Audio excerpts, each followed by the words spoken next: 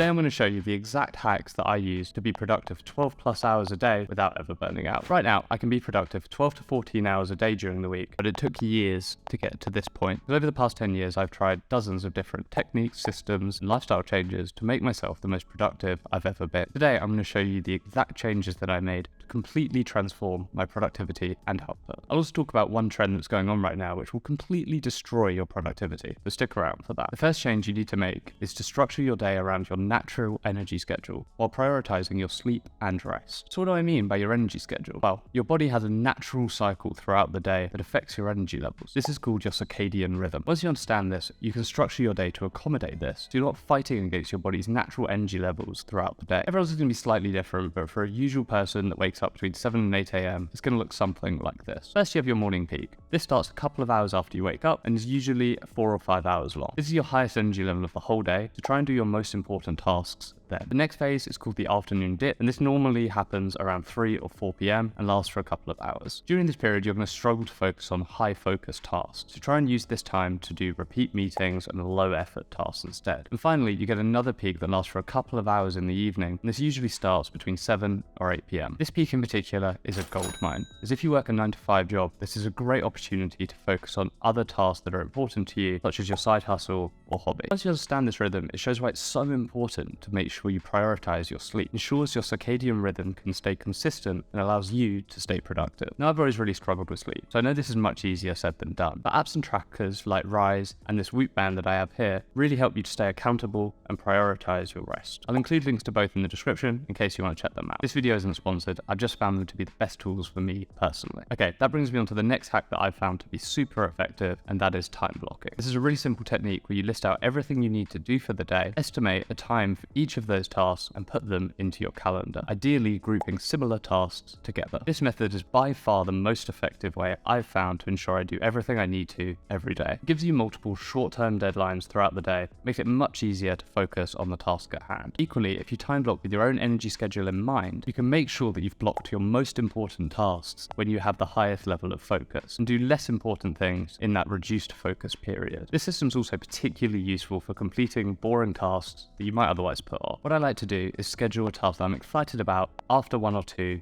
more mundane but necessary tasks. This motivates me to get through those mundane tasks quickly so I can get on with the thing I'm excited about. And one final tip I'd say when you're time blocking is to be realistic about your estimates. Very tempting to be really aggressive with your estimates, but I find that the system completely falls apart once you get behind and miss your first deadline. To be realistic and try to factor in things like coffee breaks and small interruptions that you know are going to happen throughout the day. The goal here, after all, is to achieve consistently high output throughout the whole day. Now that we've talked about how to structure your day, let's talk about your health. This is one that I really took for granted in my early 20s. I would work ridiculous hours while eating junk food, and let me tell you, that is a very fast route to being exhausted and generally unhappy. At the end of the day, if you're not supplying your body with the nutrients and rest it needs, all the productivity tips in the world aren't going to help. Try to eat cleanly and consistently and exercise regularly. Some anecdotal research has suggested that weightlifting in particular can be the single biggest lifestyle change that a person can make to improve their productivity and overall cognitive function. However, doing something you enjoy is the main thing. It is more important to exercise regularly than it is what you do. This really needs to be something that you enjoy and look forward to every day and not another chore. Ultimately, if your mind and body is well looked after, everything else becomes much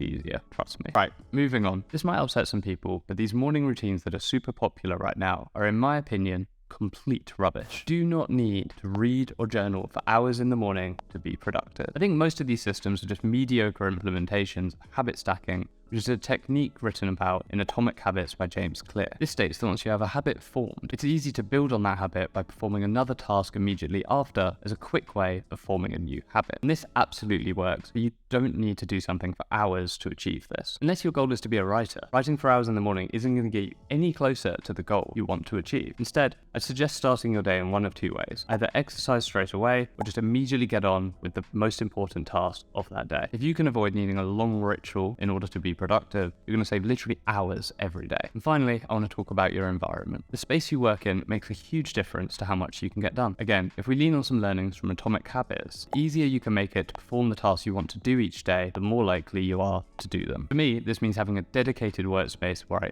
only work. I don't play games at my desk, I don't watch TV at my desk, it's just for work. And this makes it really easy for me to get into and stay in work mode while I'm at my desk. There's no distractions, there's nothing else to do at my desk but work. I've noticed this is a trend if you look at the setups of really successful people. There's nothing else there, it's just exactly what they need to get the job done and nothing else. It's just doing whatever you can to create this setup. If you work on a computer, even a small cheap desk in the corner of your room will make it infinitely easier to stay focused and productive rather than working from your sofa, dining table, or worst of all, your bed. Equally, you can apply this principle to your own needs. You just need to create a space where you can immediately start doing the tasks that are important to you with no distractions. And that's it. If you can combine these different lifestyle changes, processes, and approaches, guarantee you'll improve your productivity. If you try these or have other tips and hacks that you found work for you, I'd love to hear about them in the comments below.